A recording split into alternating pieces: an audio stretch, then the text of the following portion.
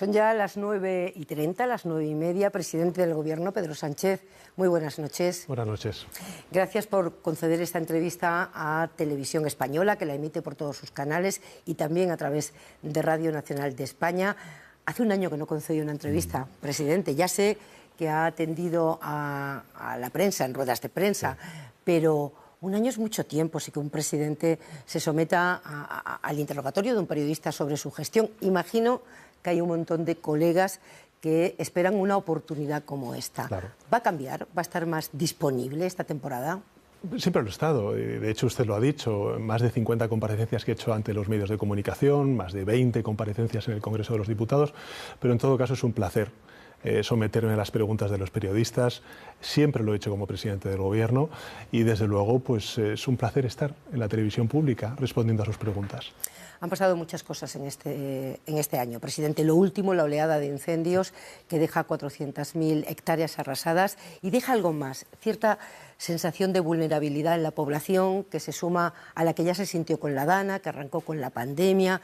Estamos en un tiempo nuevo en el que circunstancias extremas van a ser inevitables y nos ha pillado sin prepararnos en el caso de los incendios, con el monte abandonado, con poca coordinación a continuación cuando ya se desencadenan los incendios. Yo creo que efectivamente tenemos que preocuparnos de aquellas personas que ahora mismo han sufrido el desgarro de los incendios, como previamente ha sido la Dana, y efectivamente estamos ante un nuevo mundo, estamos ante un nuevo paradigma, un paradigma en el que necesitamos un compromiso mucho más robusto por parte de las administraciones públicas, todas, no solamente el Gobierno de España, las administraciones autonómicas y también las municipales y las provinciales. La emergencia climática está sobrepasando todas las previsiones hechas por los científicos. Para que nos hagamos una idea, en estos 70 días que llevamos de verano, un tercio lo hemos pasado bajo olas de calor. En estos últimos 5 años, todos los efectos adversos climatológicos han implicado un desembolso por parte de la Administración General del Estado que representa 32.000 millones de euros. Para que se hagan una idea, los telespectadores, 32.000 millones de euros es el mismo dinero que nos hemos gastado en la educación pública de nuestros hijos y nuestras hijas. Por tanto, creo que necesitamos hacer un gran pacto de Estado, convertir en políticas de Estado todas las políticas vinculadas con la prevención, con la respuesta y con la reconstrucción de todas aquellas zonas afectadas por estos efectos climatológicos tan adversos que exacerba la emergencia climática. Presidente, hay ciudadanos que de buena fe se creen a los negacionistas, se los creen, se resisten a admitir que el mundo conocido cambia. ¿Qué se ha hecho mal para que se provoque ese rechazo que aprovechan los negacionistas? Yo creo que tenemos todos que aprender, creo que también hay una función pedagógica que hacer por parte de todos, primero de los políticos, de los gobiernos, también de los medios de comunicación. Hemos tenido ejemplos muy positivos a lo largo de estos últimos 5 o 6 años. Yo recuerdo durante la pandemia que los propios medios de comunicación decían que no a aquellos pseudocientíficos que hablaban de que la COVID-19 no existía, de que no había que utilizar las mascarillas, de que no había que hacer una serie de labores de prevención para evitar el contagio del virus del COVID-19. Yo creo que ahora mismo estamos ante una situación en la que tenemos que ser conscientes de que la península ibérica, España, Europa, particularmente el Mediterráneo, está afectado por una emergencia climática que o bien se traduce en incendios de gran magnitud, como los que hemos vivido, o bien también danas, o bien también olas de calor. Fíjese, durante estos últimos 5 años han sido 20.000 las personas que han muerto por algún fenómeno meteorológico adverso, climático adverso, como los que está sufriendo España. Son 20.000 personas. Son 32.000 millones de euros de recursos desembolsados por la Administración General del Estado. Estamos hablando, por tanto, de un nuevo paradigma que exige de las administraciones públicas lealtad institucional, recursos económicos permanentes a lo largo de los 365 días del año. ¿Para qué? Uno, para prevenir, porque la mejor manera, por ejemplo, de que no haya incendios no es apagarlos durante el verano, sino apagarlos durante el invierno. Y por tanto tenemos que prevenir, tenemos que cambiar la gestión de los recursos forestales en nuestro país. Hay mucha gente que no sabe que nuestro país, después de Suecia, es el país con mayor masa forestal de toda Europa. Y finalmente tenemos que abordar la tarea de la reconstrucción. Por eso yo creo que en una de las visitas, por ejemplo, que hice este verano a una localidad leonesa, a Villablino, un paisano de allí me dijo: tenéis que poneros de acuerdo todas las administraciones, todos los partidos políticos, y yo diría más, el conjunto de la sociedad, sindicatos, patronal. Este es un desafío que nos afecta a todos y que supera las administraciones y la orientación política que pueda tener cada una de esas administraciones. Eso será en un mundo ideal, presidente, porque a la vulnerabilidad que yo describí al principio se suma la evidencia de que la relación entre las comunidades autónomas y el gobierno central no fluye cuando hay una emergencia. Pero ya sabemos qué es lo que no funciona. No funciona ni la deslealtad institucional, no funciona la precariedad de los trabajadores de las comunidades autónomas que están combatiendo contra el fuego. No funcionan los recortes, ni la privatización, ni el debilitamiento de las políticas públicas. Por tanto, si hay recursos económicos, este gobierno ha transferido a las comunidades autónomas en estos últimos años 300.000 millones de euros más que lo que hizo la anterior administración del Partido Popular de Mariano Rajoy. Por tanto, si tenemos recursos económicos, tenemos la evidencia científica, sabemos que nuestros conciudadanos se están viendo afectados por esta emergencia climática, sean danas, sean incendios o sean olas de calor, yo creo que lo que falta es voluntad política por parte de determinadas administraciones territoriales para trabajar todos a una. Al final del día, presidente, al final del día lo que quiere el ciudadano es que alguien asuma la responsabilidad de prevenir la desgracia, de acompañarlo y estar presente cuando ocurre la desgracia y atender las consecuencias. Y mira a toda la administración. La batería de medidas que usted presenta es puro voluntarismo, puesto que asistimos a un enfrentamiento partidista en torno a cualquier acontecimiento que ocurre en este país. Fíjese, no lo es. Yo creo que España, por ejemplo, está muy preparada desde el punto de vista de la respuesta. Lo hemos visto con la unidad militar de emergencias, lo hemos visto con las brigadas forestales, con los agentes medioambientales, lo hemos visto con los despliegues que hemos hecho por parte de las Fuerzas Armadas y también del Ministerio de Transición Ecológica, la Administración General del Estado. Muchas comunidades autónomas también.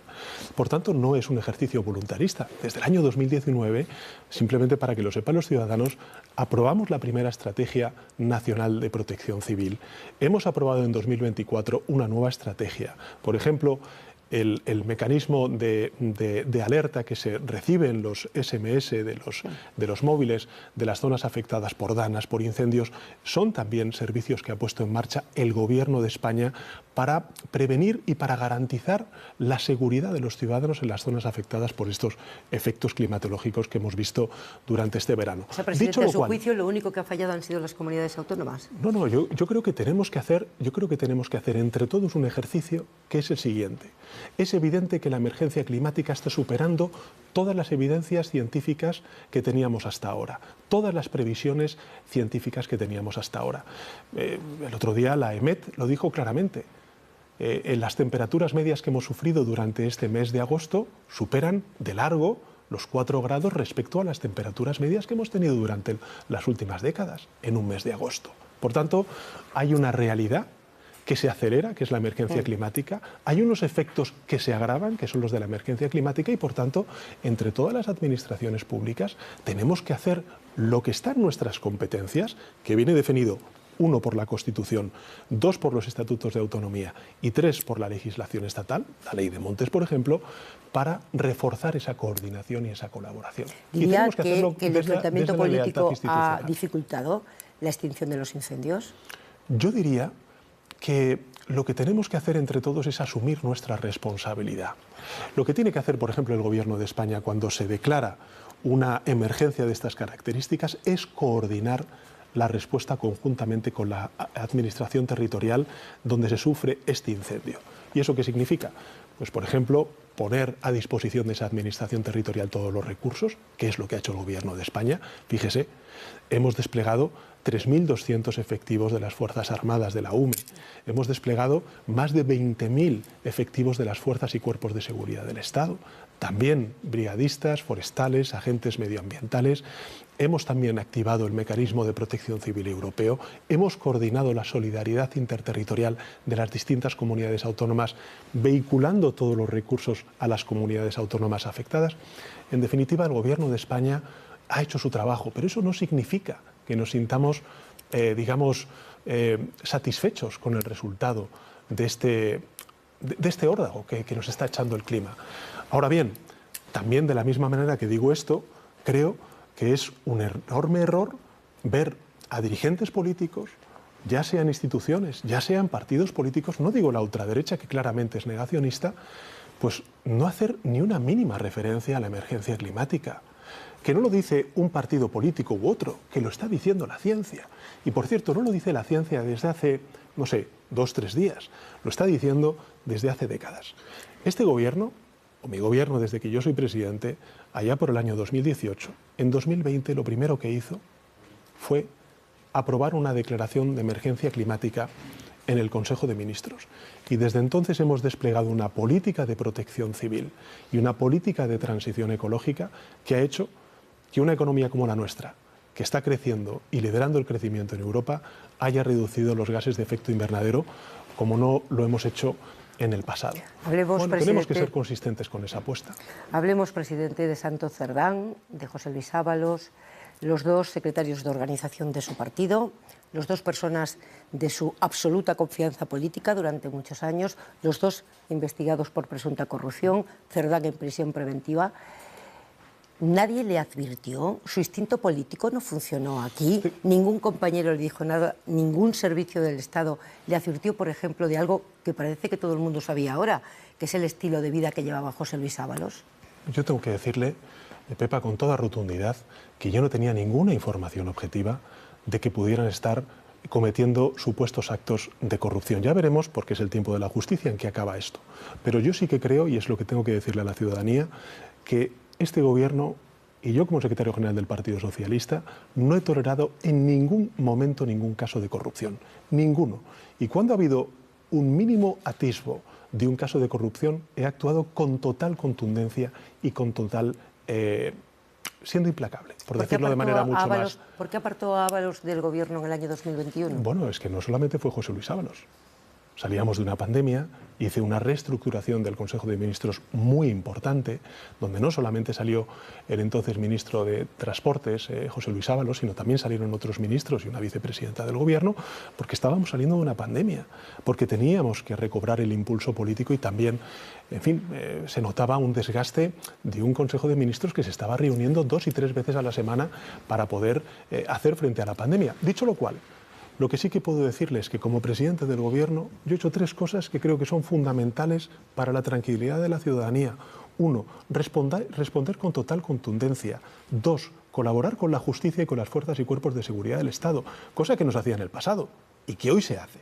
Y 3, poner en marcha propuestas de regeneración democrática y de mejora de los controles para evitar esos casos de corrupción. La semana pasada, sin ir más lejos, aprobamos la hoja de ruta de distintos proyectos de ley que vamos a llevar a las Cortes Generales para crear una agencia, por ejemplo, de integridad pública y de lucha contra la corrupción, o 2, reforzar los mecanismos que tiene la justicia para luchar contra esa corrupción. En este caso, presidente, en este caso, Koldo Ábalos Cerdán, hemos escuchado conversaciones intolerables desde el punto de vista del sexismo, el machismo. De alguna manera, el caso Koldo golpea sobre los cimientos del proyecto político con el que usted llegó a la Moncloa, que era la limpieza frente a la corrupción y el feminismo. ¿No pensó dimitir cuando un caso de esta envergadura y que golpea tanto sus cimientos se hizo público? ¿No pensó dimitir en ningún momento? Que me afectó en lo personal y en lo político, sin duda alguna. Que pensé en dimitir. Yo le hablo de responsabilidad. Que pensé en dimitir también. Pero es que creo que el proyecto político que yo encarno, desde el punto de vista no solamente del avance social, del crecimiento económico, de las transformaciones que estamos llevando a cabo, por ejemplo, en el ámbito de la transición ecológica, la política exterior que está defendiendo el Gobierno y lo que estamos evitando respecto a los recortes que representa y el retroceso que pudiera representar un Gobierno del Partido Popular con Vox son también importantes. Ya, presidente, pero luego hablaremos de eso. No, pero y en este sentido lo que le quiero responder es que la asunción de mi responsabilidad es la siguiente. Uno, responder con total contundencia, como ha hecho el Gobierno de España y el Partido Socialista Obrero Español. Por cierto, es que no hay ninguna sentencia firme, es que todavía no ha empezado ni los juicios. ¿Usted está en condiciones, presidente? Y en segundo lugar, colaborar con la justicia y poner en marcha medidas que evidentemente eviten el que esto vuelva a suceder. ¿Está en condiciones de afirmar que no hay corrupción estructural en su partido? Por supuesto que no. ¿No está en condiciones? Que no la hay. Que no la hay. Y si se demuestra que la hay, porque también le sorprendió el caso Cerdán, pero el si caso usted Ábalos, me pregunta, si se demuestra que la hay, dimitiría. Pero si usted me pregunta si hay financiación irregular del Partido Socialista, yo le digo que no la hay. Este partido, desde que yo soy secretario general de esta organización, del Partido Socialista Obrero Español, hace dos auditorías. Dos auditorías. Una, la que legalmente nos obliga el Tribunal de Cuentas, y dos, una auditoría externa. Nosotros tenemos un proceso absolutamente garantista dentro del Partido Socialista Obrero Español. Y nada de eso ha permitido detectar lo que estamos viendo en la investigación a la espera del resultado. Pero en todo caso, y efectivamente salvaguardando el principio de presunción de inocencia, la organización ha respondido con total contundencia. Y yo soy absolutamente incompatible con cualquier forma de corrupción. ¿Qué quiere que le diga? Y cuando he visto estos comportamientos, yo me he llevado una decepción personal. Y si le digo, yo he pensado en dimitir. Lo reconocí en el mes de julio. Pero también le digo, creo que mi responsabilidad no es abandonar el barco. Mi responsabilidad es pues, tomar decisiones, por duras que sean, desde el plano político, desde el plano de la organización y, por supuesto, ofrecer al país pues una agenda de mejora de la calidad democrática, que es lo que está haciendo este Gobierno. Y luego está el caso del fiscal general del Estado. Ustedes le han manifestado su apoyo para que siga ahí. Es verdad que hay controversia jurídica, pero, presidente, me gustaría escuchar por qué usted cree aceptable en este momento y en este caso que un fiscal general del Estado, que es el garante de la legalidad en España, pueda ejercer su función mientras se sienta en el banquillo de los acusados, algo que puede ocurrir perfectamente en el inmediato horizonte. ¿Por qué ve compatible eso para decir que tiene que seguir en el cargo? Porque es inocente, porque creo en su inocencia, porque creo que, como dijo un voto particular que hemos conocido antes de que empezara el verano, en el mes de julio, pues un magistrado del Tribunal Supremo dijo que no se puede abrir un juicio a una persona, en este caso el fiscal general del Estado, sin ninguna prueba. ¿Pero la inocencia quién la dictamina, los jueces o los próximos? No, los jueces, por supuesto. Pero en todo caso, me podrá dar a mí el beneficio de confiar en una persona como Álvaro Ortiz, el fiscal general del Estado, que, por cierto, sobre este caso, que recordemos de qué estamos hablando, de una filtración o una supuesta filtración, que no se ha podido probar en lo que llevamos de juicio, sobre un caso de corrupción que afecta a la presidenta de la Comunidad de Madrid y a su pareja. Por tanto, yo siempre voy a estar con aquellos fiscales y jueces que luchen contra la corrupción, que persigan al delincuente.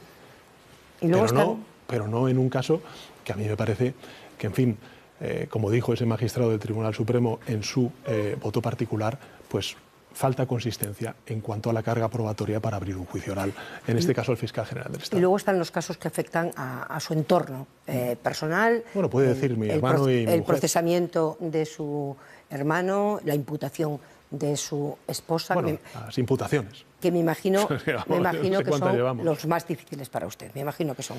Bueno. Hace un año, el de su esposa en concreto, Begoña Gómez, provocó que usted estuviera 5 días reflexionando sobre si le merecía la pena seguir en política. Decidió que sí. ¿Esa decisión es firme? ¿Ocurra lo que ocurra con esos procesos, aunque acaben en un juicio o en una hipotética condena?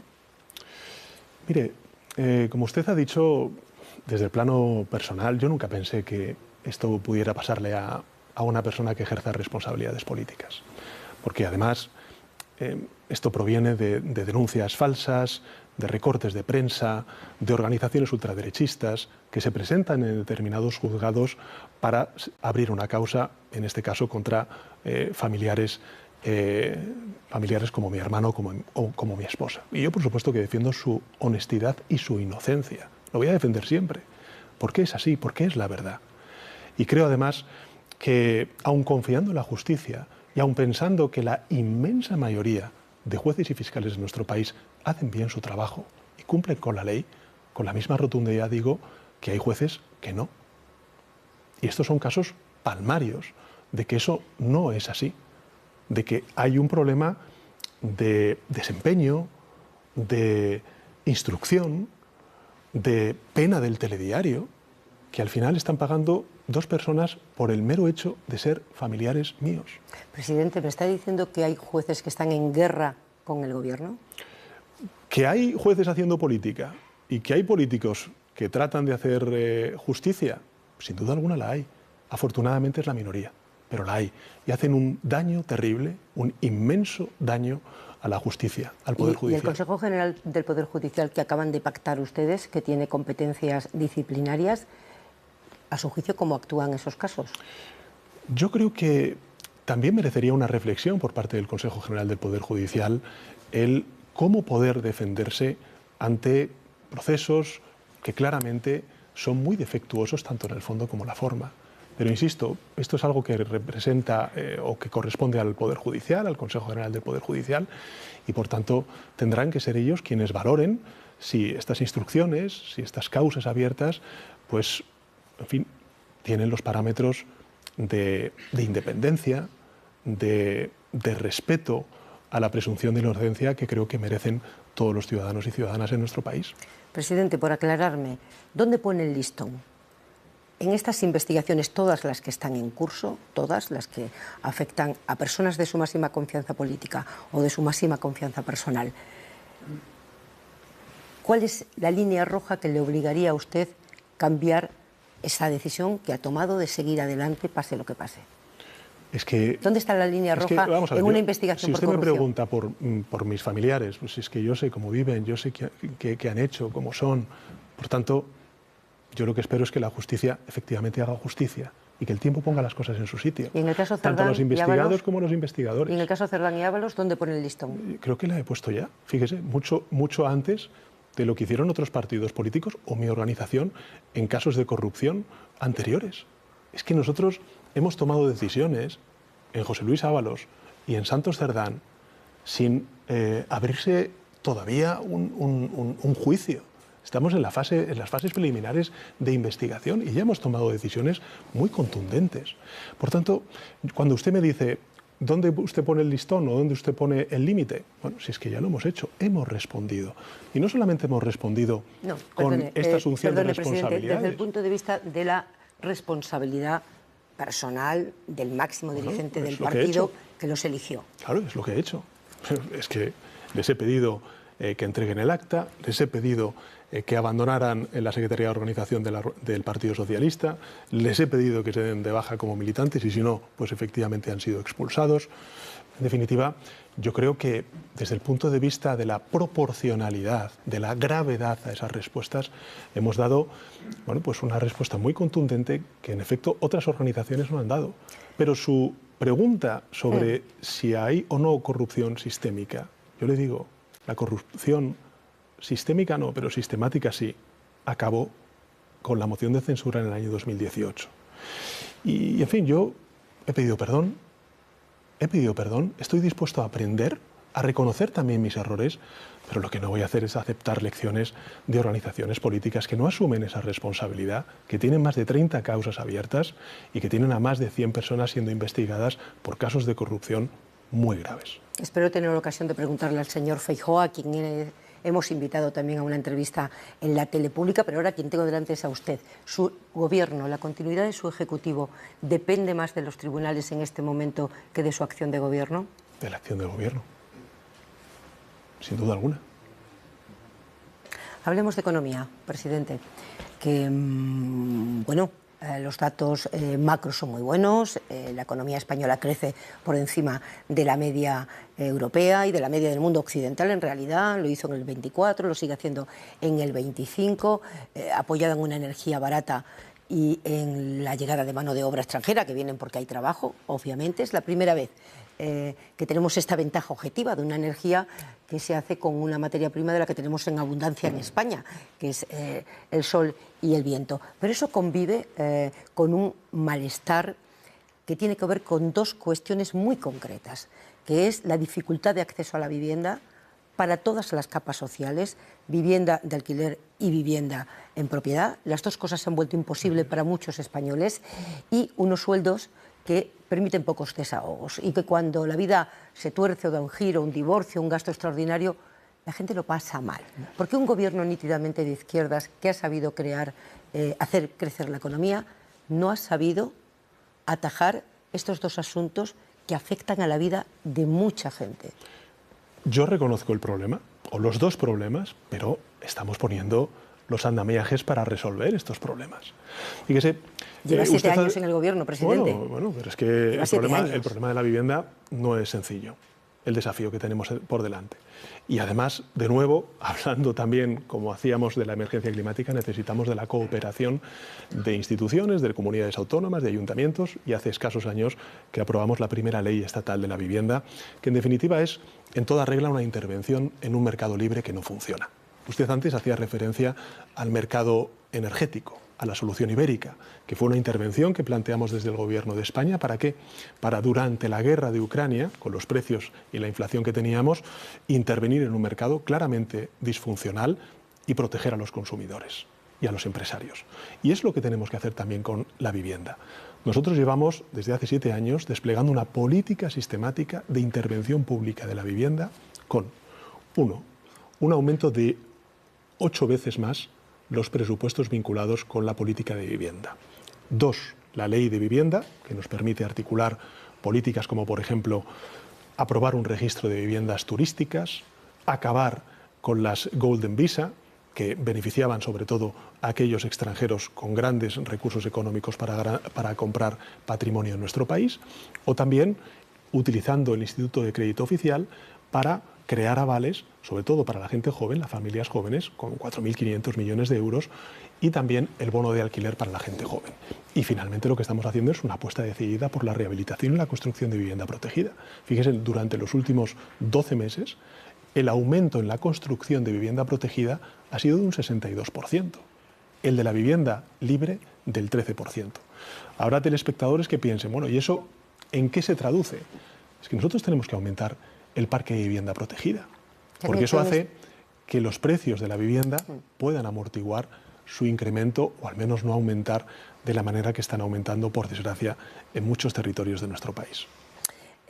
Y respecto a lo segundo, al poder adquisitivo, yo creo que, en fin, este gobierno, aun siendo consciente de lo que usted dice sobre las estrecheces que tienen muchas familias, hemos aumentado las pensiones, hemos aumentado el salario mínimo interprofesional, hemos aprobado una reforma laboral que potencia y pone en el foco de nuevo de la negociación colectiva entre agentes sociales no solamente los sueldos, sino también las condiciones laborales de los trabajadores y trabajadoras. En definitiva, tanto desde el punto de vista del asalariado como del trabajador autónomo, estos 7 años han sido 7 años de avances y de redistribución de esos frutos del crecimiento económico. No que es suficiente cuando existe ese malestar, presidente. No hay redistribución suficiente cuando ese malestar existe. Es que el problema que tiene ahora mismo España, como siempre ha sido, es el de la desigualdad. Y hoy la desigualdad, sobre todo, viene provocada por la imposibilidad de muchísima gente de acceder a una vivienda. Y yo lo he dicho, esta legislatura va a ser la legislatura de la vivienda. Mi planteamiento es crear un 5.º pilar del Estado del Bienestar, que es la política de vivienda. Y ese es mi compromiso político con los ciudadanos y ciudadanas, pero necesito tiempo, necesito consistencia, necesito la cooperación y la colaboración de ayuntamientos y de comunidades autónomas. A mí me hace mucha gracia escuchar a algunos líderes políticos de la oposición percutir de nuevo y reivindicar fórmulas fracasadas.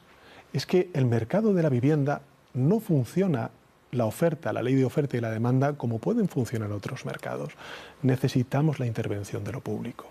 Y lo público es la ley de vivienda, es la construcción de vivienda protegida, son los registros de los pisos turísticos para evitar la especulación y el alza de los precios. En definitiva, necesitamos de todas esas políticas para hacer de la vivienda el 5.º pilar del Estado del Bienestar. Ese es mi compromiso y, desde luego, voy a trabajar porque así sea, dedicando, como estamos dedicando, 8 veces más del presupuesto a la política de vivienda que se hacía en épocas anteriores. Mañana aprueban ustedes en el Consejo de Ministros, si no ha habido cambios en el orden del día, una quita de la deuda de las comunidades autónomas. Muchos ciudadanos pueden preguntarse, ¿qué se gana pasando una deuda desde la Administración autonómica a la Administración central si al final sale de las arcas públicas? ¿Se hace solo como parte de la negociación con Esquerra Republicana para que usted tenga sus votos en el Parlamento? Bueno, que tengo que cumplir con compromisos parlamentarios, sin duda alguna. Pero a la pregunta que usted plantea, la respuesta es bien sencilla. Se le da margen fiscal a las comunidades autónomas para que hagan políticas sociales, por ejemplo, porque dejarán de pagar intereses de la deuda y, por tanto, podrán destinarlo a educación, a becas, a sanidad, a dependencia, a servicios sociales, a políticas de vivienda. Pero, de nuevo, esa ya es una competencia de las comunidades autónomas. Por tanto, si hoy somos capaces de asumir desde la Administración General del Estado parte de la deuda de estas comunidades autónomas, es primero por una correcta gestión, en este caso de la vicepresidenta primera y ministra de Hacienda, María Jesús Montero, de las cuentas públicas. Es que no solamente estamos creciendo, es que no solamente estamos aumentando la inversión pública y el presupuesto social, es que lo que estamos haciendo también es reducir la deuda pública y el déficit público. ¿Es de izquierdas que las comunidades gestionen el 100% de sus impuestos? Eso es de izquierdas porque le da una ventaja objetiva a las comunidades ricas. Su compañero de partido, García Page, le llama el mayor atentado contra la igualdad. Le da una ventaja realmente a una comunidad rica que recauda y gestiona sus propios impuestos. Pero en esa ecuación hay que incorporar otros matices que son bien importantes. Uno también es el de la solidaridad interterritorial. A ver, el debate sobre los recursos que deben tener las comunidades autónomas y la solidaridad entre comunidades autónomas ha sido recurrente. Hay un hecho objetivo, y es que en 2013 caducó el sistema de financiación autonómica. Y fíjese, Mariano Rajoy, entonces, siendo presidente del Gobierno y con mayoría absolutísima, fue incapaz de aprobar un nuevo sistema de financiación autonómica.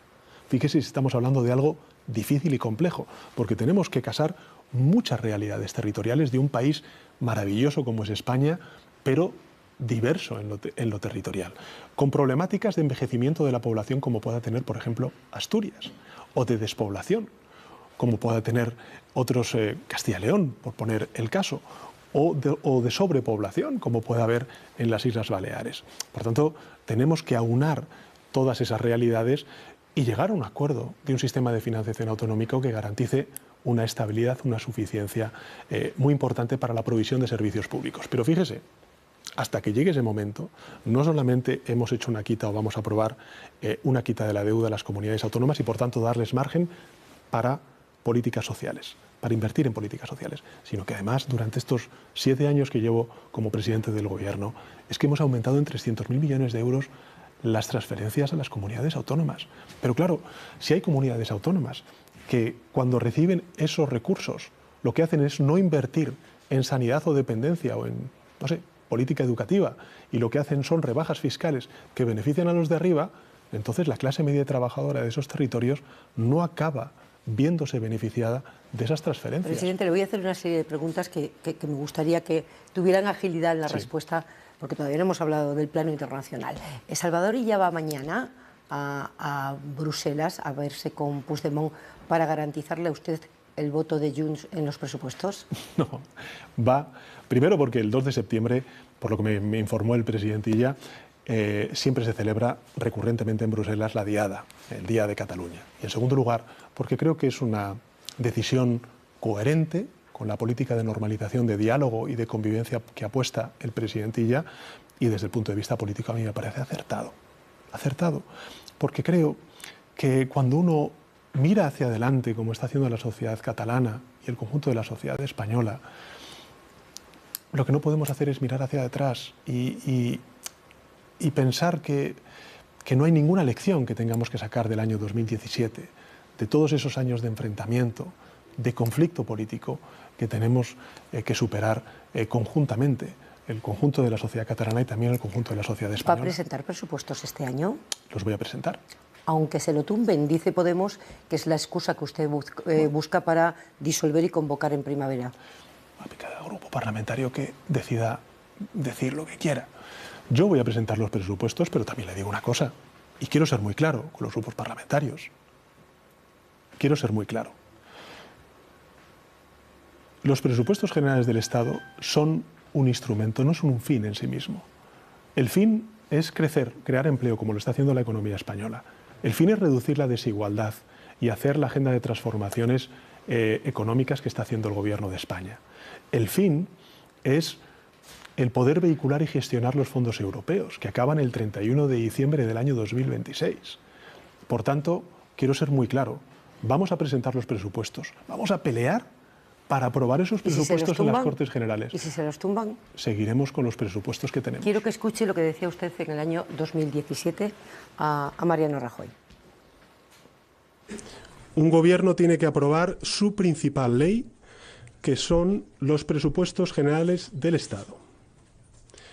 Si el presidente del gobierno no puede aprobar su principal ley, tiene como obligación constitucional y con la responsabilidad que le otorga ser el presidente del gobierno para con los ciudadanos, lo que tiene que hacer es someterse a una cuestión de confianza. Y si esa cuestión de confianza la pierde, el señor Rajoy no tendrá ya ninguna excusa para anticipar las elecciones en nuestro país. ¿Por qué lo que valía para el señor Rajoy no vale para usted? Fíjese, aprobó los presupuestos Mariano Rajoy en el año 2018 y una semana más tarde hubo una moción de confianza, una moción de censura. Usted decía el mayor instrumento político de un gobierno no puede... Y lo es, pero fíjese, yo convoqué elecciones en el año 2019, anticipadas después de la moción de censura. ¿Cuál es la diferencia? Que hoy yo tengo unos presupuestos que me permiten cumplir con los dos principales objetivos que antes le he dicho. El hacer frente a mi agenda social, a la agenda social del Gobierno de coalición progresista, y también el poder vehicular todos los fondos europeos que tenemos de aquí al año 2026. La oposición pues dice, no, es que si no tiene presupuestos tiene que convocar elecciones porque estamos en una parálisis. No, mire, la parálisis sería meter al país ahora mismo en un proceso electoral, 2 meses de campaña, más luego el debate de investidura, que dura siempre lo que dura en nuestro país. Y mientras tanto, perdiendo la gran oportunidad de transformar nuestro país con esos fondos europeos. Por tanto, mire, yo lo tengo muy claro, yo no voy a confundir lo que es el fin con un instrumento. Los instrumentos, ahí están, los presupuestos generales del Estado, que por cierto, están funcionando, porque ahí están los resultados, en crecimiento económico, en creación de empleo, más de 22 millones de personas ocupadas, en reducción de la desigualdad, en la agenda de transformación energética, digital, educativa, científica, de igualdad de género, en todos los ámbitos. Por tanto, yo, por supuesto que a las Cortes Generales les voy a ofrecer ese acuerdo de unos nuevos presupuestos generales. Pero también les digo, si esos presupuestos generales del Estado, la Cámara los tumba o considera que no son apropiados, eso no significa, uno, que el Gobierno no vaya a seguir manteniendo su hoja de ruta, que lo va a hacer, y dos, que podamos sacar políticas de esos presupuestos generales del Estado que estas sí gocen de una mayoría parlamentaria. De alguna manera, presidente, desnaturaliza el funcionamiento habitual de una democracia, ¿no? Que un Gobierno esté sostenido por grupos que no le avalan un presupuesto general. Bueno, me han avalado, pero fíjese, desde el año 2012 al año 2018, ¿cuántas elecciones generales hubo en nuestro país? Ya. ¿Cuántos presupuestos prorrogados? Yo cuando escucho al jefe de la oposición decir que quiere hacer una reforma constitucional, por cierto, bienvenidos a las reformas constitucionales. Una reforma constitucional para que no se pueda prorrogar más de 2 veces un presupuesto general. No sé si lo ha consultado con sus líderes territoriales, que tienen también ese mismo problema. Pero fíjese, en un panorama tan fragmentado desde el punto de vista parlamentario como es Europa, en su conjunto, como lo es también España, yo creo que hay 2 cosas muy importantes que hay que siempre tener en mente. Una, que nuestro país no se puede gobernar sin reconocer y asumir la pluralidad política y la diversidad territorial, que es una realidad, que también se materializa en los grupos parlamentarios que componen la Cámara. Y 2, que desde luego nosotros tenemos todas las herramientas para poder cumplir con nuestros objetivos. Y esos objetivos, insisto, son la agenda social, es el crecimiento, son las transformaciones económicas. Nos quedan pocos minutos, presidente, nos quedan pocos minutos. Vimos una fotografía en Washington con los líderes europeos frente a Trump que algunos describieron como diplomacia apaciguadora y muchos como una humillación de Europa. Usted no estaba allí. ¿No fue porque no quiso? ¿No le invitaron? Brevemente. Bueno, ha habido mucho debate sobre esto. ¿España ha perdido o no ha perdido influencia? ¿Qué es la influencia? ¿No fue porque no le invitaron? No, ¿qué es la influencia? Pero contésteme. Bueno, No le invitaron. a esa reunión yo no tuve el placer. ¿Y se alegra de no haber estado ahora viendo el resultado? No lo plantearía en esos términos. Yo creo que Europa tiene que hacer valer aún más su peso. Y eso no significa el no cuidar la relación transatlántica que yo siempre he defendido. Eso significa hacer valer esa relación transatlántica en términos de una mayor igualdad. Quería saber qué papel cree que puede jugar un gobierno como el suyo y usted, su liderazgo en un tablero internacional, particularmente en el mundo occidental, que se inclina a la derecha, incluso a la extrema derecha, donde usted se ha quedado en minoría en algunos grandes asuntos, ¿no? ¿Por ejemplo? Por ejemplo, la inmigración. Hasta el gobierno socialdemócrata de Dinamarca ha endurecido mucho su política migratoria y usted sigue defendiéndolo como un asunto de derechos humanos. O, por ejemplo, Gaza, ¿no? Pero Gaza, pero fíjese. Sí, que ahora se van sumando. En Gaza, yo he escuchado también a algunos políticos en nuestro país decir el año pasado, cuando reconocimos el Estado de Palestina, es que no podemos hacerlo fuera del consenso europeo, y estamos creando un consenso europeo. Quería escucharle decir cuál es el papel de España, qué papel puede jugar España en este contexto, con esta posición, y si España sostiene un enfrentamiento a Donald Trump. Nosotros no nos enfrentamos a ningún gobierno. Creo que el gobierno, España en su conjunto, el conjunto de la sociedad española, es bastante amistosa con todo el conjunto de naciones del mundo y particularmente con Estados Unidos, que es una nación a la que, bueno, pues hay muchos estudiantes, chavales que van a estudiar allí o estadounidenses que viven entre nosotros. No tenemos ese problema. Sí podemos tener una disparidad, una diferencia en cómo abordar los asuntos globales, en cómo abordar, por ejemplo, la emergencia climática, en cómo abordar el fenómeno de la migración, en cómo abordar las guerras, si respetamos o no respetamos el derecho internacional, si nos posicionamos del lado de las víctimas o lo que hacemos es transigir con aquellos que están utilizando, por ejemplo, un terrible atentado de Hamás en Israel para, bueno, pues claramente hacer una ocupación de Cisjordania, de Gaza y, por tanto, acabar con cualquier atisbo de un futuro de Estado palestino para esa ciudadanía, ¿no? Por tanto, creo que el planteamiento que tiene España es un planteamiento que probablemente esté acorde con con una amplísima mayoría de la ciudadanía española. Usted antes hacía referencia a la migración. Bueno, yo no soy católico ni practicante, no lo soy. Pero escucho al Papa, escucho a la conferencia episcopal, con la cual he tenido discrepancias en algunos asuntos. Pero, ¿qué es esto de vas a misa y luego dices que hay que hundir el Open Arms? ¿Qué va a ser lo siguiente? ¿Hacer estallar un avión en Barajas?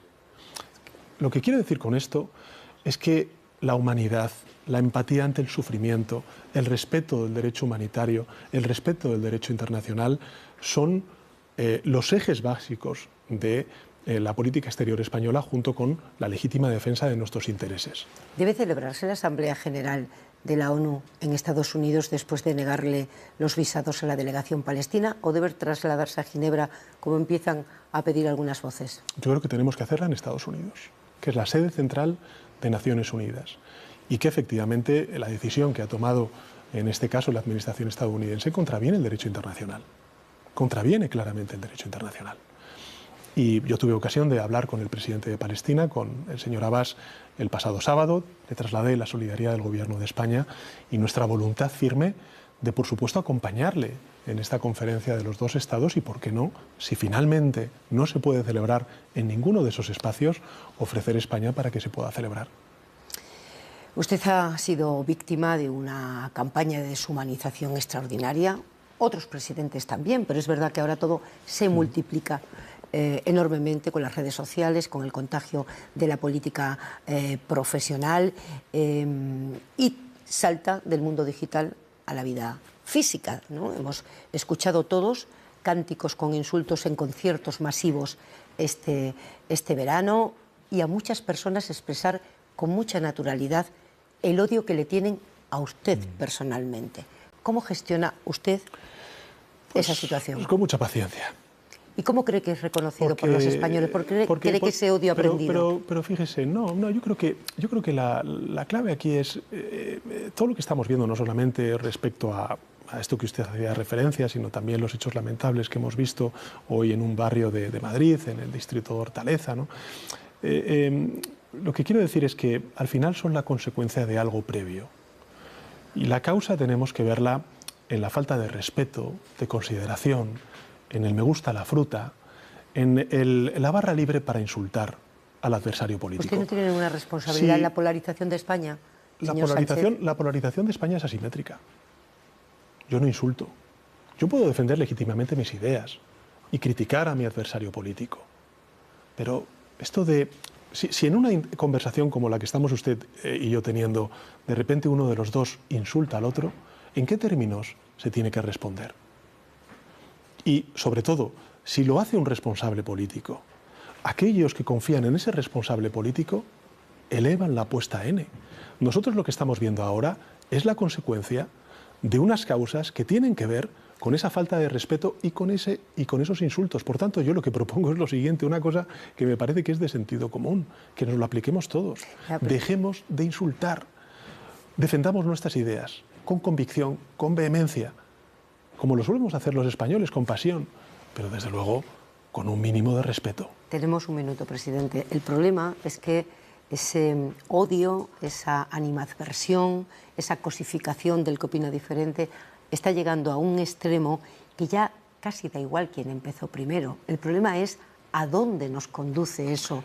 ¿Qué debe hacer la política que enseguida se resbala a todos los partidos hacia el enfrentamiento en cuanto hay una ocasión? Primero, a mí me parece importante diferenciar a unos políticos de otros. Porque lo que no se puede hacer es meter a todos los políticos y políticas en el mismo saco. De aquellos que sí que insultan, de aquellos que lo que hacen es generar odio. Y ser también desde los medios de comunicación críticos con esas expresiones. Lo que no puede ser es que de repente se diga a un presidente del gobierno o a cualquier otro político, no solamente por parte de tus adversarios, sino también de determinados medios de comunicación, es que no puedes salir a la calle. Bueno, sí puedo salir a la calle. Y en la calle te puedes encontrar gente que te insulta y otra gente que te aplaude o que te muestra su ánimo. Pero esto no es lo que queremos para nuestro país. Lo que queremos son unos mínimos de convivencia, de respeto y de destierro del insulto. A partir de ahí podremos debatir sobre lo que se considere, pero el me gusta la fruta es lo que tenemos que desterrar de la dialéctica política. Porque además, eso, ¿en qué posición deja la persona que lo dice? Desde luego, lo deja en una posición y en un nivel de escasos recursos dialécticos y de una enorme frustración. Porque al final son las ideas, es la forma de expresarse lo que hace pues que las personas puedan ser persuadidas o no por sus dirigentes y sus líderes políticos. Terminamos aquí, presidente. Gracias por venir a la tele pública. Un placer.